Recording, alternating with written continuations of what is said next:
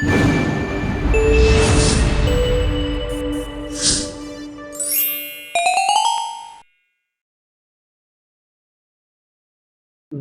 Theorem. देखो सबसे पहले इस थ्योरम में तुम्हें एक तो E1 मिलेगा और एक E2 और एक A। रुक जाओ, ऐसा नहीं कि A ही मिले, हो सकता है E3 भी हो, E4 भी हो, दैट डिपेंड्स कि क्वेश्चन में है कितने इवेंट्स। E4 इवेंट, तो इवेंट अलग अलग हो सकते हैं, डिफरेंट डिफरेंट टाइप के, पता नहीं कितने इवेंट हो सकते हैं, लेकिन इनमें सभी में एक बात होगी कॉमन, कौन सा बोलेंगे? ए। और ए को क्या बोलना है तुम्हें? ए को बोलना है कॉमन इवेंट। ये बात ध्यान रहेगी, ए फॉर कॉमन इवेंट।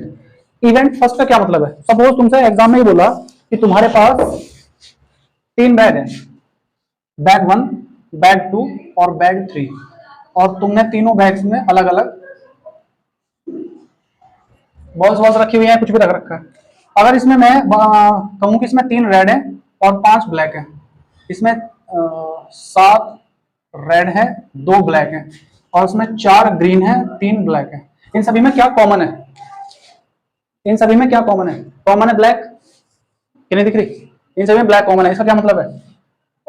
इसका मतलब है कि ये ए लिया जाएगा, इसका मतलब ए होगा यहाँ पे। अब सपोज जैसे तुमसे किसी ने बोला कि इवन ये है कि आपको बैग फर्स्ट में से ब्लैक बॉल निकालनी है, क्लियर है? बैग फर्स्ट में से ब्लैक बॉल निकालनी है। E2 ये है कि बैग सेकंड में से रेड बॉल निकालनी है, और E3 है कि तुम्हें बैग थर्ड में से ग्रीन बॉल निकालनी है। जो भी तुमसे बोल दिया, कुछ अलग अलग चीजें बोल दी कि इसमें से, इसमें से, इसमें से। और फिर ए में कॉमन इवेंट में क्या देंगे? कॉमन इवेंट में तुमसे ही बोलेंगे, कॉमन इवेंट में तुम्हें कुछ क्वेश्चन में गिवन होता है, बताऊंगा कैसे गिवन होता है। ए फॉर कॉमन इवेंट में तुम्हें क्या पता करना है? तुम्हें कॉमन इवेंट में ये पता करना है कि चाहे इवेंट ये हुआ हो, चाहे ये हुआ हो, चाहे ये कोई सा भी इवेंट हुआ हो, एक चीज तो कॉमन है ही। मेरी बात तुम्हारे समझ में आई कि नहीं आई? देखो दोबारा देखो, मान लो तुमसे इसमें बोला कि तुम्हें 2 बॉल निकालनी है, और 2 बॉल में से एक ग्रीन होनी चाहिए, एक ब्लू होनी चाहिए। इसमें बोला कि तुम्हें 3 बॉल निकालनी है, एक ग्रीन, एक रेड, एक ब्लैक। इसमें से बोला कि तुम्हें एक बॉल निकालनी है और वो ब्लैक होनी चाहिए, और चलो E4 नहीं है, 3 ही है, बस 3 ही मिलेंगे मैक्सिमम तुम्हें 12th में। तो अब ये बताओ कि इवेंट क्या है कॉमन? वैसे तो पेपर में देंगे, तुम्हें एग्जाम में देंगे कि भाई ये कॉमन इवेंट है, बट मैं तुमसे पूछ रहा हूँ कि कॉमन इवेंट क्या हो सकता है इसमें? कॉमन इवेंट का मतलब समझते हो? सर्वनिष्ठ घटना, जो इन सभी में होती हो। इन सभी में क्या दिख रहा है तुम्हें? सभी में दिख रहा है कि बी तो है ही कॉमन। इसका मतलब जो एग्जाम में दिया रहेगा ना, वो भी क्या दिया रहेगा कि ब्लैक बॉल होनी चाहिए, चाहे तुम पहले में से, दूसरे में से, तीसरे में से, किसी में से निकाल लो, ब्लैक बॉल होनी चाहिए। मेरी बात समझ में आई? ऐसा करके कॉमन इवेंट तुम्हें दे देंगे। अच्छा, अगर तुम्हें कॉमन इवेंट दे दिया, तुम्हें ये E1 E2 तुमने निकाल लिए, अब तुम्हें फाइंड क्या करना होता है? तो तुम्हें फाइंड जो करना होता है वो बताता हूं मैं। फाइंड करना होता है तुम्हें E1 अपॉन ए, ऑलरेडी ऑलवेज E1 अपॉन ए फाइंड करना होता है, और E1 अपॉन ए को हम बेस थ्योरम से फाइंड करते हैं। अब ये क्या बीमारी है, क्या है, समझाता हूं। सबसे पहली बात, तुम्हें E1 दिया हुआ है कुछ भी किसी क्वेश्चन में, E2 फिर तुम्हें दूसरा दिया हुआ है, और E3 तुम्हें तीसरा दिया हुआ है। इसका ये मतलब होता है कि एग्जाम में तुम्हें 3 तरह के इवेंट्स दिए गए हैं अलग अलग। जैसे किसी ने बोल दिया कि एक आदमी स्कूटर चलाता है, दूसरा आदमी बाइक चलाता है, तीसरा आदमी कार चलाता है, तो यहाँ से साफ देख के क्या पता लगेगी? तुम्हारे 3 इवेंट बनेंगे। देखो जो सबसे इंपॉर्टेंट पता है क्या है इसमें? बेस थ्योरम क्वेश्चन सॉल्व करना टफ नहीं है ना, इसमें कुछ ज्यादा कि भाई तुम फंस जाओगे, कुछ हो जाएगा। सबसे बड़ी दिक्कत क्या है इसमें? E1 E2 E3 और A फाइंड करने। अगर तुम्हें पता लग गया कि E1 E2 E3 और A क्या होंगे, दैट्स इट, उतना ही काफी है, उससे क्वेश्चन हो जाएगा सारा। मेरी बात समझ में आई क्या बोल रहा हूं मैं? अगर तुमने ये फाइंड कर लिए तो तुम्हें क्वेश्चंस करने में कोई भी दिक्कत नहीं होगी। और अगर तुम्हारे ये नहीं बने, तुमसे किसी भी क्वेश्चन को हल ही नहीं हो सकता कभी भी सॉल्व। या फिर बहुत सारे टीचर ऐसा बोलते हैं कि पहले ये देखो, पहले कौन सा इवेंट हुआ, फिर दूसरा कौन सा इवेंट हुआ। इतना तुम्हारे अंदर दिमाग होता तो फिर तो कहने क्या थे, इतना तो नहीं कोई कर पाता कि भाई सारे इवेंट पता करें कि पहले क्या हुआ। बस तुम्हें मैंने ये बोला है कि तुम्हें ये छांटना है कि E1 E2 E3 कहाँ है और A कहाँ है। इसकी भी ट्रिक्स है, फिर इनकी भी ट्रिक्स है कि भाई हम इन्हें फाइंड कर सकते हैं। तो ये जो E1 E2 E3 ये जो होते हैं, कैसा फाइंड होते हैं उसको मैं बताता हूँ।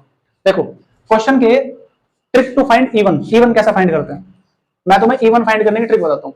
जब तुम्हें क्वेश्चन पढ़ोगे, तुम चाहे हिंदी में पढ़ो चाहे इंग्लिश में पढ़ो, एग्जांपल दे दूंगा, मैं भी दूंगा एग्जांपल। तुम्हें जब E1 फाइंड करना होगा, तुम क्वेश्चन के लास्ट में जाओ, क्वेश्चन के बिल्कुल लास्ट में, और तुमसे वही बोलेगा कि फाइंड द प्रोबेबिलिटी। बोलेगा नहीं बोलेगा? बताओ खुद ही पूछेगा ना किसी चीज की, तो कि इस चीज की प्रायिकता बताओ, इस चीज की प्रोबेबिलिटी बताओ। तो वो जो पूछा है ना फाइंड द प्रोबेबिलिटी, यानी कि हिंदी में क्या बोलेगा वो? प्रायिकता ज्ञात कीजिए। तो वो जो तुमसे प्रायिकता ज्ञात करवा रहा है, तुमसे जो प्रोबेबिलिटी पूछ रहा है, वो जो प्रोबेबिलिटी है वो प्रोबेबिलिटी ही E1 है। समझ आई बात? जैसे तुमसे किसी ने बोला कि तुम्हारे पास 2 है, 3 है, 4 बैग है, अलग अलग बैग है, और सब बैग में इस तरह की बॉल रखी है, और तुम्हें एक बॉल, पहले बैग में से बॉल निकालनी है, फिर दूसरे में से निकालनी है, फिर तीसरे में से निकालनी है। तो क्वेश्चन के लास्ट में सारी रामायण गा के लास्ट में क्या बोलेंगे कि ये पता करो कि जो तुमने बॉल रेड निकाली है वो पहले बैग में से थी। अब तुम्हारा क्वेश्चन क्या बनता है कि तुम्हें E1 छांटना है, तो बताओ E1 क्या है? E1 ये है कि बॉल पहले बैग में से निकली है। समझ में आया कि नहीं आया? आ गया। दोबारा देखो एक एग्जांपल लेते हैं। एक आदमी बाइक चला रहा है, एक ट्रक चला रहा है, एक कार चला रहा है, कुछ आदमी बाइक, कुछ आदमी ट्रक, कुछ आदमी कार चला रहे हैं, ऐसा करके फिर क्वेश्चन ने पूरा समझाया कि ऐसा ऐसा ऐसा है। और लास्ट में क्वेश्चन तुमसे बोला कि तुम ये बताओ जो एक्सीडेंट हुआ है ना आदमी का, यानी कि चाहे बाइक चला रहा हो, चाहे कार चला रहा हो, चाहे स्कूटर चला रहा हो, उसका एक्सीडेंट होना ही होना है। तो लास्ट में तुमसे बोलेंगे जो एक्सीडेंट हुआ है ना उस आदमी का, ये बताओ कि वो कार चला रहा था। इसका क्या मतलब है? मुझे इवन क्या बनाना पड़ेगा? इवन बनाने पड़ेगा कि आदमी जो इवन है वो होना चाहिए आदमी कार चला रहा है। समझ में आया कि नहीं आया? आया? दोबारा सुनो। तुमसे बोला बैग ए, बैग बी और बैग सी, 3 बैग है, 3 बैग में ये करना है। लास्ट में क्वेश्चन पूछ रहे हैं कि ये बताओ जो तुमने बॉल निकाली है ना ब्लू कलर की, वो बैग बी में से निकली थी, तो ये बताओ तुम्हारे इवन क्या होगा? ब्लैक छोड़ो, ब्लैक छोड़ो, बैग बी। अभी तुम्हें मोटा मोटा सा आइडिया समझो, तुम्हें क्वेश्चन नहीं करने, पहले समझना है, बेस बना लो। बैग बी में से बॉल निकली है। अब तुम कहोगे ए बी सी दे रखे, मैं तो ए मानूंगा, ए मानोगे तो फिर वो हौच पौच होता फिरेगा। मैंने क्या बोला? इवन किसे मानना है? जो क्वेश्चन में लास्ट में पूछ रखा है वो इवन है तुम्हारा। तो क्वेश्चन के लास्ट में क्या पूछ रखा है? तुमसे पूछ रखा है लास्ट में क्वेश्चन के कि बैग बी से निकली है बॉल, तो अगर बैग बी से बॉल निकली है तो इवन क्या माना जाएगा? कि तुमने बैग बी सेलेक्ट किया। मेरी बात समझ में आएगी नहीं? ना यहाँ पे सी रखना ना ए रखना। अब ये बताओ अगर इवन है तो ई टू क्या है? सिंपल है, इसके साथ वाले इवन ई टू है। अगर तुम्हें 3 बैग दे रखे हैं और तुमने इसमें से एक ये बना लिया कि ये हमारी इवन है, तो बचे हुए क्या है? ये ई2 है और ये ई3 है, बैग सी। समझ आई बात? नहीं आई? आगे? अच्छा, अभी थोड़ी देर पहले मैंने बोला कि पेपर में ऐसा दिया तुम्हें एग्जाम में कि एक स्कूटर वाला है, एक कार वाला है और एक ट्रक वाला है, और इन तीनों का एक्सीडेंट होता है। ये कॉमन है सब में कि भाई ये ए है, फिर हमारा अगर एक कॉमन है ना तो ये ए है, मतलब आदमी ट्रक से जा रहा हो, कार से जा रहा हो, चाहे स्कूटर से जा रहा हो, उसका एक्सीडेंट होना ही होना है। तो यहाँ पे कॉमन क्या हुआ? कॉमन हुआ ए, तो हम ए इवेंट में आके कॉमन इवेंट लिखेंगे, यानी कि ए कॉमन इवेंट है हमारा। तो कॉमन इवेंट क्या है? एक्सीडेंट है कॉमन इवेंट। अगर इन सभी का एक्सीडेंट हो रहा है और तुमसे एग्जाम में पूछा कि जिसका एक्सीडेंट हुआ ना, ये बताओ कि वो कार वाला था, तो तुम इवन क्या बनाओगे? इवन को बनाओगे कार वाला। अभी मत कहिए कार वाला तो बीच में आ रहा है, मैं तो पहले स्कूटर वाला लूंगा, गड़बड़ हो जाएगी। मतलब गड़बड़ तो नहीं होगी, तुम्हें क्वेश्चन चेंज करना पड़ेगा फॉर्मूला। तो मैं तो ये चाहता हूं कि तुम एक ही फॉर्मूला हो और सारे क्वेश्चन उसी पैटर्न पे हो, सेम। मैं नहीं चाहता हर बार कुछ बदलो, तुम कुछ मत बदलो। तो एक्सीडेंट आदमी का हुआ है कार वाले का, तो हमें सबसे पहले ये मानना पड़ेगा कि कार चला रहा है, कार चलाने वाले कितने हैं, यानी कि इसको हमें अपना इवन मानना पड़ेगा। और फिर बचे जो दूसरे हैं, स्कूटर वाले, ट्रेन वाले, ये ई2 हो जाएगा, ये ई3 हो जाएगा। चाहे इसे ई2 मान लो, चाहे इसे ई3 मान लो, बट इवन किसको मानना है? जो एग्जाम के लास्ट में पूछा हो। Is it clear? अब भी डाउट है कुछ? है कुछ डाउट तो बताओ।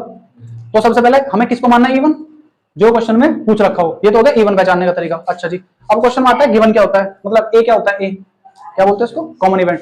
कॉमन इवेंट क्या होता है? इसको कैसे पहचानते हैं? इसको पहचानने का भी तरीका है। कॉमन इवेंट को पहचानने का तरीका हमारे पास ये है कि सबसे पहले तो क्वेश्चन में दिखाएगा गिवन दैट, गिवन दैट, दिया हुआ है कि, हिंदी में क्या बोलते हैं इसको? दिया है कि। होता है ना क्वेश्चन में कभी कभी कि हमें दिया हुआ है कि ऐसा हुआ, यानी कि एक आदमी बैग बी से निकाल रहा है, एक आदमी संडे को स्कूल वहां जाता है, मंदिर में जाता है, एक आदमी फ्राइडे को जाता है, एक आदमी सैटरडे को जाता है, और ये गिवन है कि जब भी वो जा रहा है अपने साथ वो थाली लेकर जा रहा है। तो यहाँ पे ये बताओ अगर आदमी संडे को जाए, चाहे मंडे को जाए, चाहे ट्यूसडे को जाए, गिवन क्या है? कॉमन क्या है? थाली लेकर जा रहा है, ये ना कॉमन, यानी किसी भी टाइम जाए जाएगा थाली लेके। जैसे तुमसे बोला किसी ने ए बी सी 3 अलग अलग इवेंट है, ए अलग है, बी अलग है, 3 इवेंट नहीं, बैग ए बी सी, लेकिन निकालनी रेड बॉल ही है। तो एक बात बताओ, तुम ए में हाथ डालोगे तो भी रेड निकालनी है, बी में हाथ डालोगे तो भी रेड निकालनी है, तो रेड कॉमन में होगी। ऐसे ही इसमें अगर तुमसे बोल रहा है कि स्कूटर, कार, ट्रक, चाहे स्कूटर है, चाहे कार है, चाहे ट्रक है, आदमी कोई भी हो, होना एक्सीडेंट ही है। इसका मतलब इसका भी एक्सीडेंट होगा, इसका भी होगा, इसका भी होगा। तो एक्सीडेंट क्या हुआ? कॉमन हुआ। तो क्वेश्चन में गिवन ऐसा करके बोल देंगे इसको, गिवन दैट, दिया हुआ है कि, तो वहां से पहचान सकते हो। पेपर में हो सकता है ना दिया हो, क्योंकि बहुत तेज है, लैंग्वेज हर बार चेंज करते हैं, हर बार चेंज होती भी है। मैं तुम्हें एनसीईआरटी में कितने क्वेश्चन है देखना एक बार, बेस थ्योरम के हैं 14 तो 14 क्वेश्चन है। मैं तुम्हें 14 क्वेश्चन छोड़ो, मैं तो 50 क्वेश्चन अलग से करवा दूंगा बेस थ्योरम के, ताकि एग्जाम में आए तो बेस थ्योरम कर लो, क्योंकि बेस थ्योरम करके तुम्हारी पकड़ बन जाएगी प्रोबेबिलिटी में, फिर तुम गलत नहीं कर पाओगे चाह के भी। अच्छा जी, ये तो मैंने तो बता दिया गिवन दैट। सेकंड पॉइंट क्या होता है? सेकंड पॉइंट हमारा ये होता है कि क्वेश्चन में और किस तरीके से देंगे, इफ करके देंगे। इफ, यदि इफ ऐसा है तो ये बताओ कैसा होगा, यानी कि वहां पे मुझे ए बताना है उसको। क्या बोला मैंने? ए क्या है जो इफ करके देंगे कि ऐसा है। और तीसरा, अगर तुम्हें ना तो गिवन दैट दिया ना तुम्हें इफ दिया, तुम्हें क्या छांटना है? फिर तुम्हें फिर ऐसा इवेंट छांटना है जो इवेंट कॉमन हो। कैसा होता है कॉमन इवेंट? चाहे इवन हो रहा हो, चाहे ई2 हो रहा हो, चाहे ई3 हो रहा हो, चाहे सारे हो रहे हो, चाहे 2 हो रहे हो, चाहे कितने भी हो रहे हो, उसमें कितने इवेंट हो सकते हैं? 2 3 4, मैक्सिमम 3 होते हैं, कम से कम 2। 12th क्लास में तुम्हें 3 इवेंट दे सकते हैं बस, मैक्सिमम कि 3, जैसे ट्रक, कार, स्कूटर, यानी कि चौथा तुम्हें बस भी दे देंगे, 3 ही देते हैं। मैंने जहां तक पढ़ा है अभी 12th में तो 3 ही मिलते हैं, आगे जाकर चेंज है मामला। तो कॉमन इवेंट क्या होता है, चाहे तुम्हारा पहला हो रहा हो, दूसरा हो रहा हो, तीसरा हो रहा हो, ये तो सबके साथ ही रहेगा। तो जो सबके साथ है, सबका साथ सबका विकास, जो सबके साथ है, चाहे ये हो रहा हो, ये हो रहा हो, ये हो रहा हो, उसको कॉमन इवेंट मानना है, वो ए है।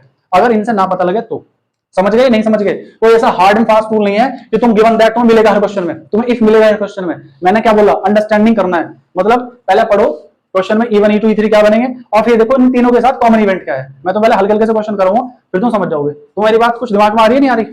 एक क्वेश्चन करके देखें, चलो क्वेश्चन निकालो दिखाइए एक बार बुक।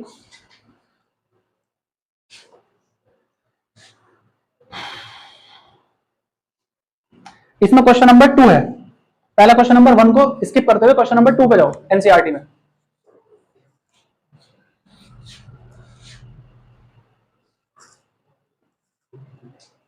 इनको तो मैं मिटा दूंगा क्योंकि इनका कुछ काम नहीं है। अब क्वेश्चन पे एक बार इस पा रहे हो जो तुमने अभी लिखा है, मतलब जो तुमने पढ़ा है। क्वेश्चन नंबर कौन सा पढ़ा है? सेकंड। मैं इस वाले बोर्ड के इस हिस्से में जब तुमसे देखोगे तो उसमें दिख जाएगा तुम्हें क्वेश्चन, ठीक है? अब यहाँ देखो, सेकंड तुम्हारी रफ में दिख रहा होगा तुम्हें क्वेश्चन। रफ में क्वेश्चन क्या बोल रहा है? सबसे पहले तो बात यह है कि इसमें इवेंट कितने हैं। इस क्वेश्चन को पढ़ के कितने इवेंट दिख रहे हैं तुम्हें? 2 तो ज्यादा पक्का 2 ही है, देख लो अभी। तो इसमें इसका मतलब है E1 और E2 2 इवेंट बनेंगे, एक E1 बनेगा और एक E2 बनेगा। इतना क्लियर है कि नहीं है? एक बात और सुनो, तुम अगर कहीं पे लिखते हो E1 और कहीं पे लिखते हो PE1, इनमें फर्क है कि एक ही बात है? ये फर्क है। ये तो है इवेंट, बताया गया है पहले बैग में से, दूसरे बैग में से, तीसरे बैग में से। और PE1 का मतलब क्या है? एक बार बताओ, अगर तुम्हारे पास 2 बैग हैं और तुमसे बोला कि तुम्हें एक बैग चूज करना है, यानी कि तुम्हें एक बैग में हाथ डालना है, तुम्हें पता नहीं क्या है, और तुम्हें एक बैग में हाथ डाल के बॉल निकालनी है, तो क्या चांस है कि तुम्हारी बॉल पहले हाथ, तुम्हारा हाथ पहले बैग में जाए? क्या चांस है इसके? 50%, 1/2 या ज्यादा है? कभी क्या लोग, अच्छा उसमें तो इतनी बॉल है, इतनी बॉल है। तुमसे क्या बोल रहे हैं? पहले तुमसे बॉल निकलवा रहे हैं कि बैग चूज करवा रहे हैं? पहले ये डिसाइड कर लो। तुमसे लास्ट में क्या पूछा क्वेश्चन के, कि बताओ कि बॉल जो है वो इस बैग में से निकली है। इसका क्या मतलब है? पहले बॉल निकलवा रहे हैं या पहले बैग चूज करना पड़ेगा? लास्ट में क्या है? लास्ट में बॉल पे फोकस है कि बैग पे?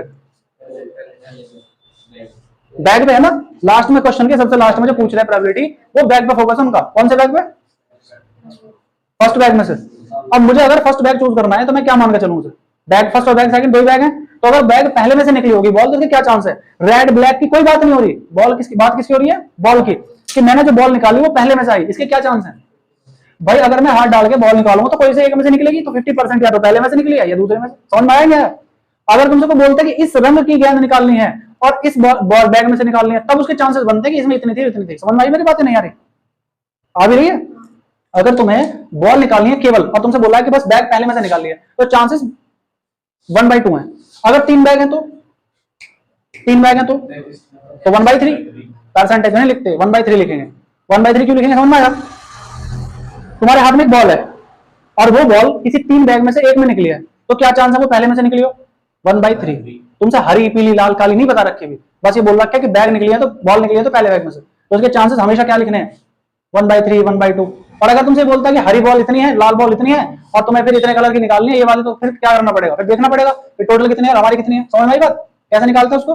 मान लो बोल दो कि जैसे ये वाला बैग ले लो, 3 रेड और 5 ब्लैक, चलो इसको छोड़ो, मैं अब बैग ले रहा हूँ। एक बैग में रख दी इन्होंने 15 तो रख दी रेड और 3 रख दी ब्लैक, और दूसरे बैग में इन्होंने रख दी 5 तो रख दी रेड और 7 रख दी ब्लैक, और तुमसे बोला है कि ये बताओ जो बॉल निकली है ना वो बैग बी में से निकली है, इसके क्या चांसेस हैं? पी बी के क्या चांसेस हैं? तो ये मत क्या ना पी बी के भैया आर बाई फलाना, ऐसा कुछ नहीं करना। बोला है कि बैग बी में से कितने निकलने के चांस है, बॉल की तो बात ही नहीं करी रंग की, तो इसका मतलब कितना आएगा? 1/2। और पी ये भी 1/2। अगर ये बोले कि बैग बी में से रेड निकलने के क्या चांसेस है, वो अलग बात है।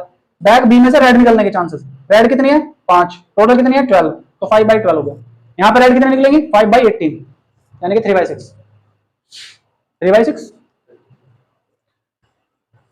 नहीं, 5/6। सो ये है हमारा थोड़ा सा कॉन्सेप्ट, इसका क्लियर है नहीं है? तो इसमें बताओ क्वेश्चन में E1 क्या हुआ, जल्दी। What is E1? बॉल निकली है, और बॉल कौन से बैग से निकली है? बैग फर्स्ट सेकंड दे रखे, बैग फर्स्ट, यानी कि बॉल ड्रॉन, इसको हम लिखेंगे बॉल ड्रॉन फ्रॉम, कहां से? Bag first. Ball drawn from bag first, bag first से बॉल निकली है। नेक्स्ट ये बताओ E2 क्या है, जल्दी बताओ जल्दी। E2 E2 को हम क्या मान लेंगे अपने आप ही, क्या पता लग जाएगा हमें, ball drawn from bag second. इसे हिंदी में कैसे लिखेंगे, इसे हिंदी में कैसे लिखेंगे, ये मैं सोचा ना क्या बता दिया, टफ बता दिया। इसका मतलब है बॉल बैग 1 में से निकाली गई है, और इसका मतलब है बॉल बैग सेकंड में से निकाली गई है। टफ तो नहीं है, हिंदी में लिखूं से। अब बार बार हिंदी इंग्लिश करूंगा तो थोड़ा डिफिकल्ट हो जाएगा, समझ गए ना। बॉल बैग फर्स्ट में से निकाली है, बॉल बैग सेकंड में से निकाली है। इसी के साथ ये बता दो PE1 कितना होगा और PE2 कितना होगा। PE1 क्या है, बॉल फर्स्ट में से निकली है तो हाफ चांसेस है, सेकंड में से निकली है तो भी हाफ चांसेस है। कलर की बात ही नहीं करी है हमने। अब ये बताओ ए क्या है, पहली बात तो ए होता क्या है, ये बताओ ए होता क्या है। ए होता है कॉमन इवेंट, और कभी भी पीए नहीं लिखा जाता। आई रिपीट, ए जो है वो एक इवेंट है, और ऐसी कभी भी प्रोबेबिलिटी नहीं लिखी जाएगी, क्योंकि ये एक इवेंट है जो हमें गाइड करता है कि चाहे ऐसा हुआ चाहे ऐसा हुआ, ये तो वही हुआ है। आई रिपीट, जैसे तुमने E1 लिखा है फिर इसकी PE1 लिखी है, E2 लिखा है फिर PE2 लिखा है, तुम्हें कहीं पे ए के साथ PA नहीं मिलेगा। समझ में आई बात, क्योंकि ए क्या है, ए केवल एक घटना है, चाहे ये हुआ हो चाहे ये हुआ हो, ये दोनों के साथ हुई है। मेरी बात समझ में आई, चाहे बॉल निकली हो फर्स्ट बैग में से चाहे निकली हो सेकंड, लेकिन इस क्वेश्चन में ऐसा कुछ जरूर होगा, चाहे वो फर्स्ट में से निकाल लो चाहे सेकंड में से निकाल लो, जो ए तो हुआ ही हुआ है। अब बताओ ऐसा क्या है इस क्वेश्चन में पढ़ के, चाहे बॉल फर्स्ट में से निकली हो चाहे बॉल सेकंड में से निकली हो, कुछ ऐसा जरूर दे रखा उन्होंने कि ये तो हुआ ही हुआ है, चाहे फर्स्ट में से चाहे सेकंड में से निकली हो। क्या है ऐसा,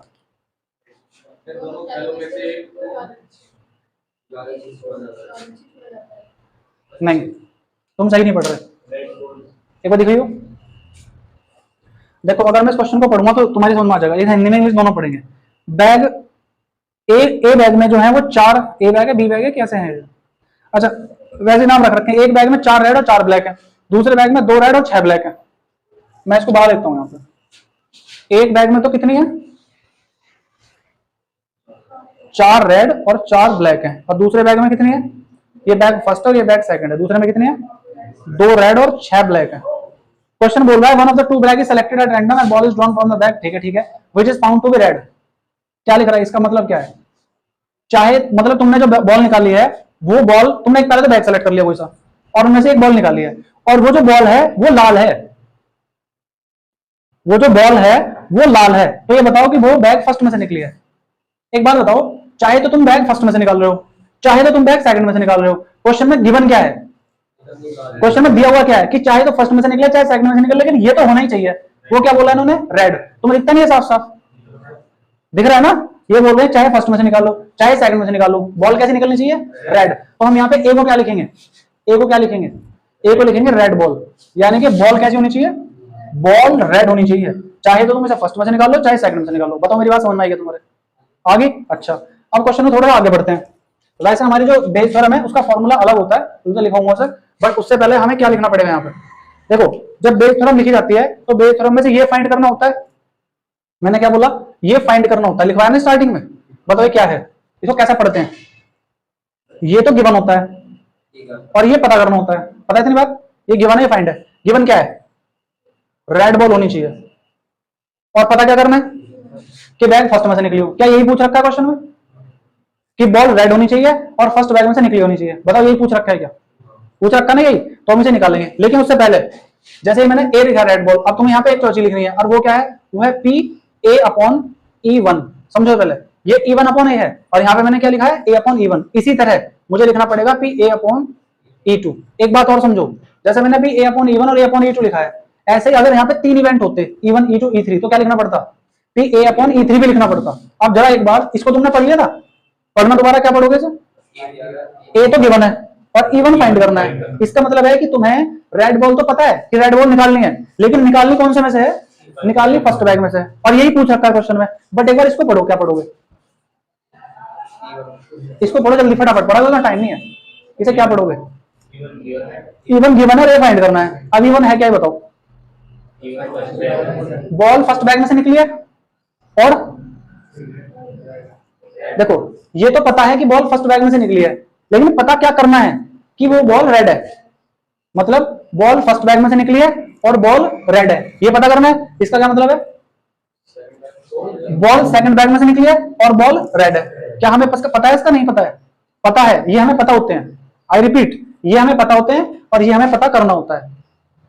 क्लियर है, बेस थ्योरम इसी के लिए लगती है, ये पता करना है। बताओ कैसे पता करोगे ना, ये गिवन है ना भाई, E1 तुम्हें पता है कि तुमने बॉल फर्स्ट बैग में से निकाल लिया और रेड निकालनी है, बताओ फर्स्ट में से रेड निकाल सकते हैं क्या, पता है तो हमें, कैसे निकलेगी 4/8, यानी कैसे लिखेंगे 4/8।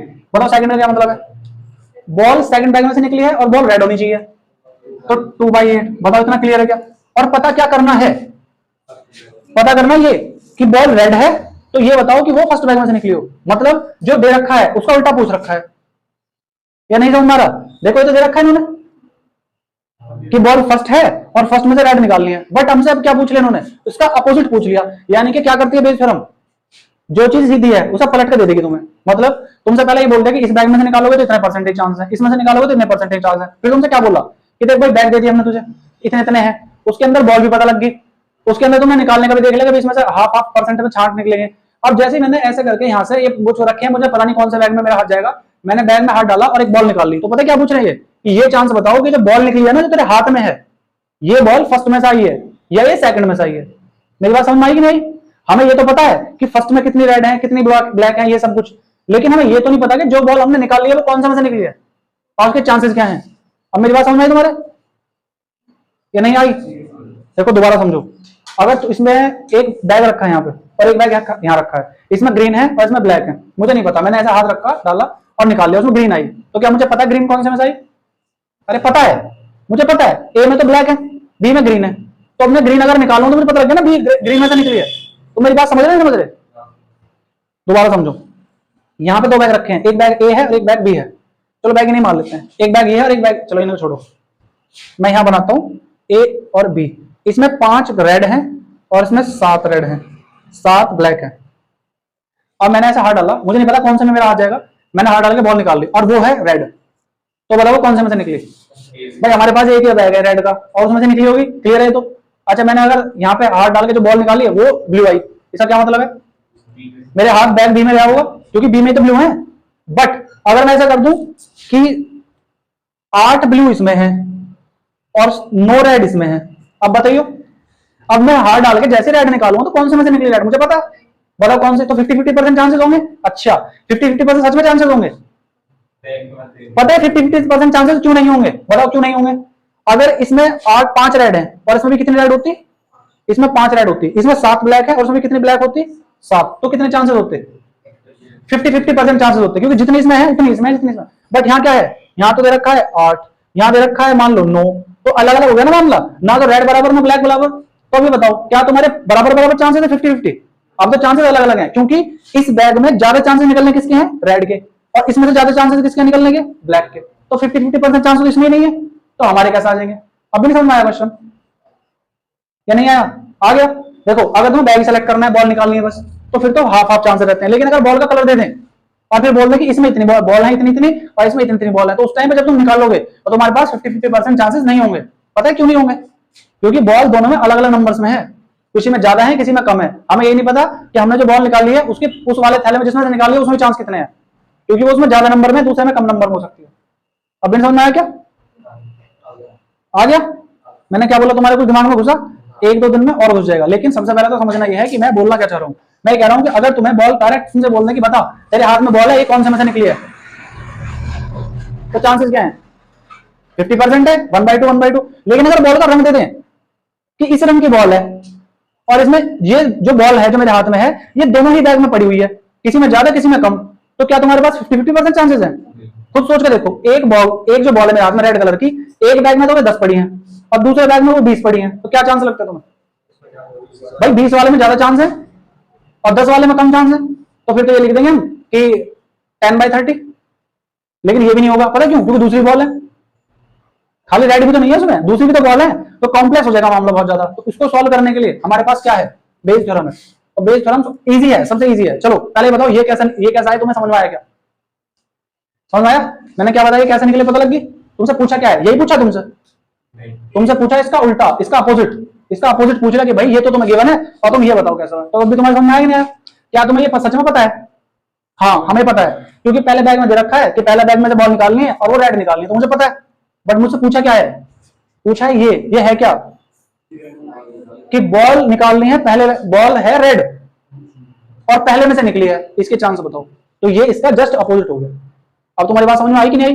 बेस थ्योरम से क्या करते हैं बेस थ्योरम से क्वेश्चन में अधिकतरम क्या है चलते हैं कि देखो इसमें इतनी बॉल है इसमें इतनी बॉल है, तो इसमें से इतने इसकी बॉल निकालने के क्या चांसेस हैं। लेकिन बेंच फैम क्या करती है, पहले सारे चांसेस देके बॉल निकलवा लेंगे, और जब आंसर जब बॉल निकल जाएगी तो क्या पूछेंगे कि बताओ ये किस में से निकली थी। यानी कि रिवर्स इंजीनियरिंग चल रही है यहाँ पे। चल समझ लो रिवर्स इंजीनियरिंग क्या होती है। कोई चीज अगर मेरे सामने है, मुझे बनानी है, तो मैं बना दूंगा कि भाई मुझे हेलीकॉप्टर बनाना है, तो देख देख के बना दिया हेलीकॉप्टर। लेकिन अगर तुम हेलीकॉप्टर बना बना मिल जाए और कोई बोले कि बताए कैसा बना होगा, तो क्या करोगे उस टाइम पे, सारे पुर्जों को समझोगे ना कि अच्छा ये जुड़ा होगा, यहाँ जुड़ा होगा, यहाँ ऐसा करा होगा। तो बोलते हैं रिवर्स इंजीनियरिंग। यानी कि चीज तुम्हारे पास प्रोडक्ट है और तुम बताओगे बना कैसे होगा। ऐसे ही तुम्हारे पास बॉल है और तुम बतानी क्या है ये आई कहां से होगी। अब समझ गए मेरी बात कि नहीं। कल तुम्हारे क्लियर हो जाएगा ये, कल तुम्हारे ये थ्योरम मेरे हिसाब से क्लियर हो जानी चाहिए और हो जाएगी।